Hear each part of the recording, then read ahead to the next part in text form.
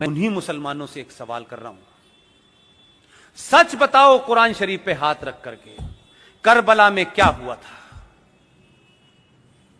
अगर यह हिम्मत नहीं है तो हिंदुओं को और सनातनियों को झूठ बोलने के लिए करबला का इस्तेमाल मत करो। करबला में तुमने मोहम्मद साहब के खानदान, उनके नवासों के नवासे, उनकी हत्याएं करके उनकी गर्दनों को नेजों के ऊपर, नेजों कहते हैं बड़े बड़े त्रिशूलों के ऊपर लेकर के शाम की गलियों में उनकी औरतों को बेराबरू होकर घुमाया था। तुमने ये किया था। तुम किसको बताना चाहते हो? तुम तो न मोहम्मद के सगे हो न उनके खानदान के सगे हो। तुमने तो उनके दामाद को नमाज पढ़ते हुए उनका कत्ल किया। तुमने तो मोहम्मद की बेटी के घर में आग लगाई और जलते दरवाजे में उन्हें मार के दफन कर दिया। तुमने उनके नवासों की गर्दनें काटी। तुम कहते हो कि करबला हमें याद है। तुम करबला के बारे में झूठ बोल रहे हो। आज ये ताकतें कौन हैं? ये वही ताकतें हैं जिन्होंने मोहम्मद के खानदान को मारा। इसलिए अबू बकर से लेकर के अल बगदादी तक एक ही सोच है, जो मोहम्मद के नहीं हुए वो हिंदुस्तान के कैसे हो सकते हैं? जो उनके नवासों के नहीं हुए उसके कैसे हो सकते हैं?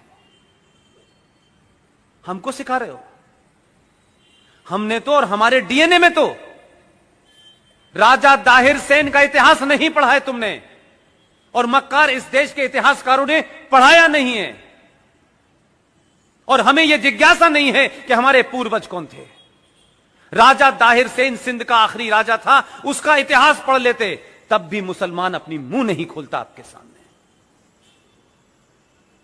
मोहम्मद साहब के परिवार में नवासों के नवासे जो भी रह गए थे, राजा दाहिर सेन ने अपने किले में उनको छुपा करके शरण दी। लेकिन बदकिस्मती और ट्रेजेडी देखिए कि कासिम जो चला था वहां से, पूरा नाम उसका क्या है? मोहम्मद बिन कासिम। जो मोहम्मद बिन कासिम आया, उसने खानदान के खानदान मारे, मोहम्मद साहब के खानदान को मारा। राजा दाहिर उनके खानदान को बचाते बचाते, लड़ते लड़ते शहीद हो गया, लेकिन मोहम्मद के बच्चों पे उसने आंच नहीं आने दी। उस मोहम्मद बिन कासिम ने मोहम्मद के खानदान को मारा। पाकिस्तान का आज हीरो मोहम्मद बिन कासिम है। कहां के मुसलमानों हो और किस जगह के मुसलमानों हो, हमारे मुसलमान होने पे मुझे शक है। और मेरा शक इसलिए है, जो मुसलमान हैं पूरी दुनिया में, जो कुरान को मानते हैं, जो शरिया को मानते हैं, जो हदीस को मानते हैं, वो मुसलमान होने का पाखंड नहीं करते। तुम मुसलमान नहीं हो। तुम इस धरती पे मुगलों द्वारा अत्याचारों के सामने तुमने तलवार के सामने शलवार पहन ली थी। तुम कन्वर्टेड हो, इसलिए तुम मोहम्मद के बारे में नहीं जानते। लेकिन हिंदुस्तान में पॉलिटिकली मुसलमान होना एक फायदे का सौदा है।